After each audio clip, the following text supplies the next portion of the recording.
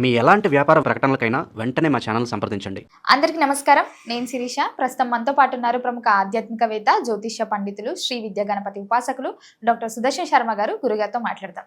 నమస్కారం గురుగారు. నమస్కారం అమ్మా. గురుగారు, మనం నిజంగా ఏ పూజ చేసినా, ఏ కార్యక్రమం చేసినా ఫస్ట్ విఘ్నాలన్నీ తొలగిపోవడానికి గణపతిని ఆరాధిస్తుంటాం. మరి నిజంగా గణపతిని ఆరాధించడం వల్ల జీవితంలో ఎలాంటి అద్భుతాలు జరగవచ్చు అంటారు? మంచి ప్రశ్న వేసావమ్మా. అంటే ఈ యొక్క విషయం గురించి చెప్పుకోబోయే ముందు కాస్త గణపతిని ప్రార్థన చేసుకుందాం. ఎందుకంటే ఏదైనా ఆది పూజ్యుడి గణపతి కాబట్టి గణపతి గురించి ప్రార్థన చేసుకుని విషయంలోకి వెళ్దాం. బీజాపూరగదేక్షుకార్ముకరుజ చక్రాబ్జ పాశోత్పల వ్రీహ్యగ్రస్వ విశాన రత్న కలశాన్ ప్రోధ్యత్కరాంభోరుహ ధ్యేయో వల్లభయ సపత్మకరయ సృష్టోజ్వల భూషయాత్ విశ్వోత్పత్తి విపత్తి సంస్థితికరో విఘ్నేశ ఇష్టార్దద. శ్రీ మహాగణాధిపతి నమో నమః. అస్మత్ గురు శ్రీ దత్తాత్రేయ సద్గురుభ్యో నమో నమః. అస్మత్ పితు శ్రీ భమిడి వెంకట సుబ్రహ్మణ్య శర్మ పాదారవిందాభ్యో నమో నమః. ప్రధానంగా మనకి భారతీయ సనాతన ధర్మంలో గణపతి చాలా విశేషమైనటువంటి దేవుడు. ఎందుకు అంటే గణపతి నవరాత్రులు, గణపతి బప్ప మోరియా అని చిన్నపిల్లల దగ్గర నుండి కూడా అందరూ కూడా గణపతి అంటే ఒక రకమైనటువంటి ఎలిఫెంట్ గాడ్ అని కూడా మనకి ఫారిన్ కంట్రీస్ కూడా ఎలిఫెంట్ గాడ్ అని పిలుస్తూ ఉంటారు. గణపతి అంటే అందరికీ ఇష్టమైనటువంటి దేవుడు. కలో కపి వినాయక అని కూడా అంటూ ఉంటారు. అంటే కలియుగంలో కపి అంటే మనకి ఆంజనేయ స్వామి, వినాయక విఘ్నేశ్వరుడు. కాబట్టి ఈ రెండు దేవుళ్ళు చాలా ప్రాశస్త్యం కలిగినటువంటి దేవుళ్ళు. చిన్నపిల్లల దగ్గర నుంచి పెద్దవాళ్ళ దాకా అందరూ కూడా ఇచ్చేస్తూ ఉంటారు. అదే కాకుండా మనకి గణపతికి సంబంధించి ఏ శుభకార్యం మనం చేసుకున్నా, అదేవిధంగా ఏ అంటే ఆధ్యాత్మికంగా కూడా మనం ఏ కార్యక్రమం చేసుకున్నా ప్రథమంగా గణపతిని ఆరాధన చేస్తే కానీ మనం ఏ పూజ కూడా చేసినా ఫలితం కూడా సిద్ధించదు అని మనకి పురాణాల్లో కూడా ఉన్నాయి, శాస్త్రాల్లో కూడా ఉన్నాయి. కాబట్టి ఖచ్చితంగా గణపతిని ప్రధానంగా మనం పూజ చేస్తుంటాం. ఇంకోటి ఏంటంటే మంత్రశాస్త్రం కూడా ఏం చెప్తుంది అంటే మూలాధారానికి అధిపతి గణపతి. షట్చక్రాలు మనకి మూలాధారం తదా స్వాధిష్టానాంచ మణిపూరకం అనాహతం విశుద్ధాఖ్యం ఆజ్ఞాచక్రం విదుర్బుధా తవాధార స్వరూపాన్ని కోణచక్రాన్ని పార్వతి త్రికోణరూపిణీ శక్తి బిందురూప శివస్మృత అవినాభావ సంబంధ తస్మాత్ బిందు త్రికోణయో అని ఇది షట్చక్ర ధ్యానం.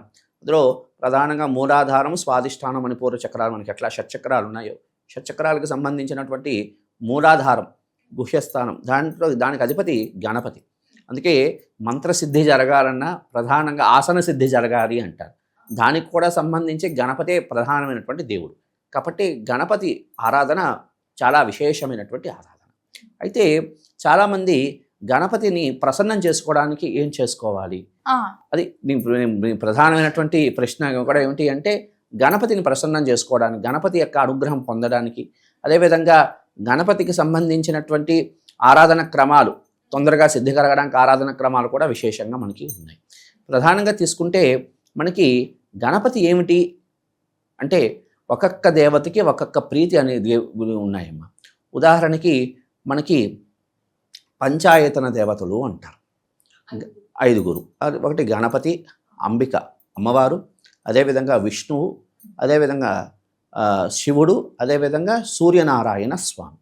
పంచాయతన దేవత అని మనకి శంకర భగవత్పాదుల వారి దగ్గర నుంచి కూడా వస్తున్నటువంటి ఆ పంచాయతన అర్చనాన్ని చెయ్యాలి అనేటువంటి మనకి ప్రోక్తం. అటువంటి విషయంలో ప్రధానంగా తీసుకుంటే మనకి పంచాయతనలో ఒక్కొక్క దేవత ఒక్కొక్క ప్రీతి. గణపతి తర్పణ ప్రియుడు. అదేవిధంగా అమ్మవారు స్తోత్రప్రియ. అందుకే మనకి లలితా సహస్రనామంలో కూడా చూడండి స్తోత్రప్రియ స్తుతిమతి అని మనకి స్తుతి సంస్కృత వైభవ అని నామం వస్తుంది. కాబట్టి అమ్మవారి స్తోత్రప్రియ. అదేవిధంగా విష్ణువు అలంకార ప్రియుడు.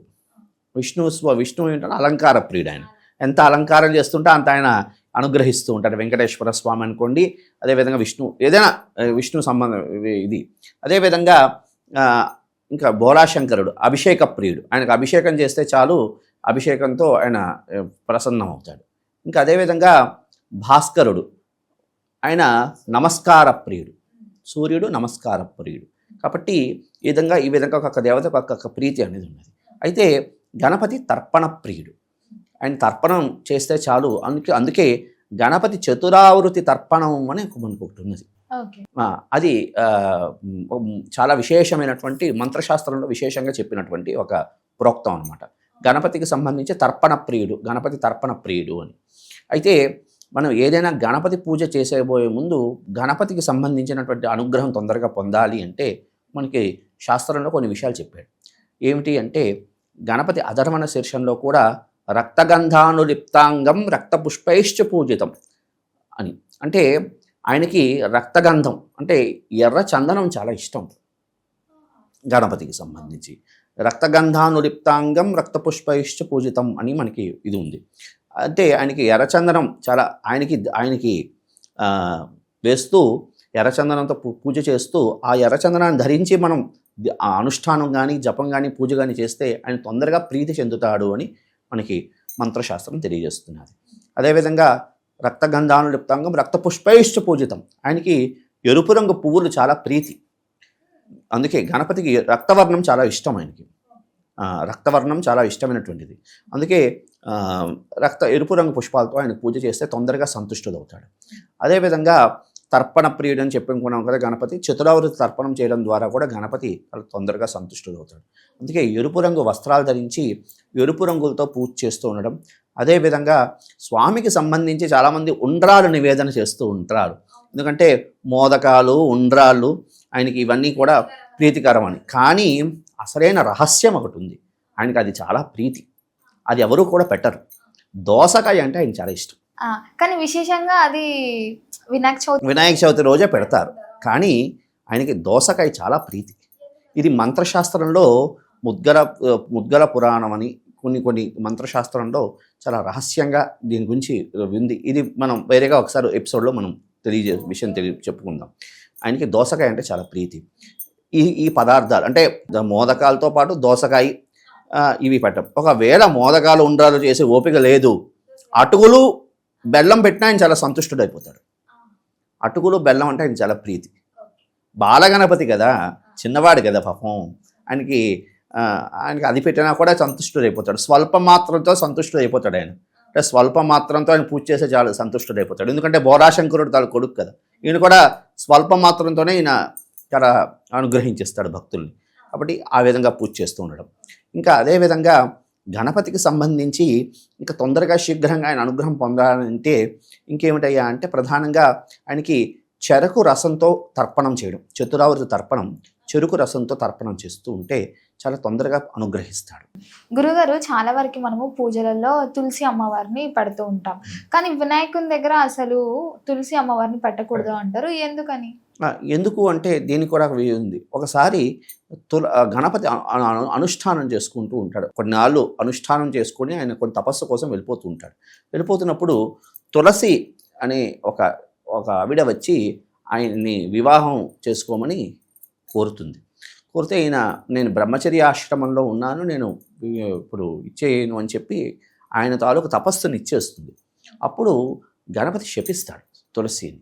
ఏమిటి అంటే నువ్వు రాక్షసగా పుట్టి వివాహం చేసుకో అని, నువ్వు నా పూజకు పనికి రాకుండా ఉంటావు అని కూడా స్వామి శపిస్తాడు. ఓకే, అప్పటి నుంచి ఇంకా పెట్టారు. ఎందుకు అంటే అందుకే స్వామివారి తాలూకా ఏకవింశతి పత్రాలు అంటారు. ఏకవింశతి పత్రాలు అంటే 21 పత్రాలు. 21 పత్రాలు తులసి కూడా ఆ ఒక్కరోజే తప్ప మామూలుగా చాలామంది తులసిమాల గణపతికి వేసిస్తూ ఉంటారు. ఇప్పుడు మనం చెప్పుకున్న దాంట్లో స్వామికి ఏది ప్రీతో అనేది మనం చెప్పుకున్నాం. స్వామికి ఏది ఇష్టం లేదో అది కూడా మనం చెప్పుకోవాలి కదా. స్వామికి ఖచ్చితంగా తులసిమాల చాలా పనులు నేను దేవాలయాలు చూస్తూ ఉంటాను, తులసిమాల గణపతికి వేసేస్తూ ఉంటారు. అది స్వామివారికి పనికి రాదు. దానివల్ల స్వామి అనుగ్రహం పక్కన పెడితే ఆగ్రహానికి లోనవుతాడు. అది కాకుండా తులసి మాలతో కూడా స్వామివారి మంత్రాన్ని జపం చేయకూడదు. ఎందుకంటే తులసే కదా, దాని నుంచి ఆ కొమ్మ నుంచి ఆ వేలు నుంచి వచ్చినటువంటిదే కదా, వాటితో జపం చేయకూడదు. ఆ విధంగా జపం చేస్తే ఆయన అనుగ్రహం కన్నా ఆగ్రహానికి లోనవడానికి అవకాశం అనేది ఉంటుంది. గణపతి అనుగ్రహానికి ప్రధానంగా కొన్ని అష్టద్రవ్యాలు అని ఉన్నాయమ్మ.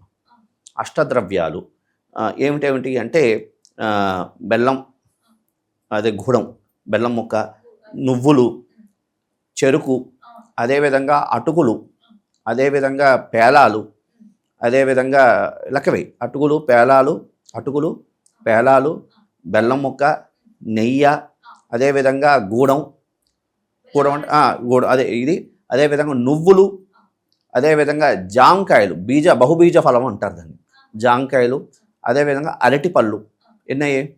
అదేవిధంగా ఆఖరిలో లాస్ట్ బట్ నాట్ లీస్ట్ అదే ప్రధానమైనటువంటిది మోదుగ పువ్వు.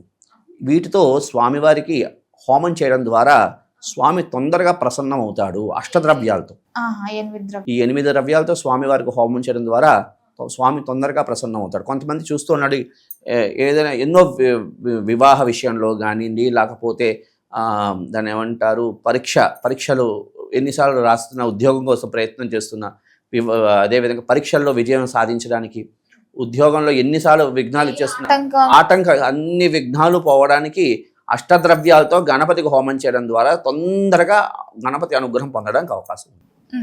కాబట్టి ఇదొక గణపతి అనుగ్రహం పొందడానికి ఇదొక ప్రాసెస్.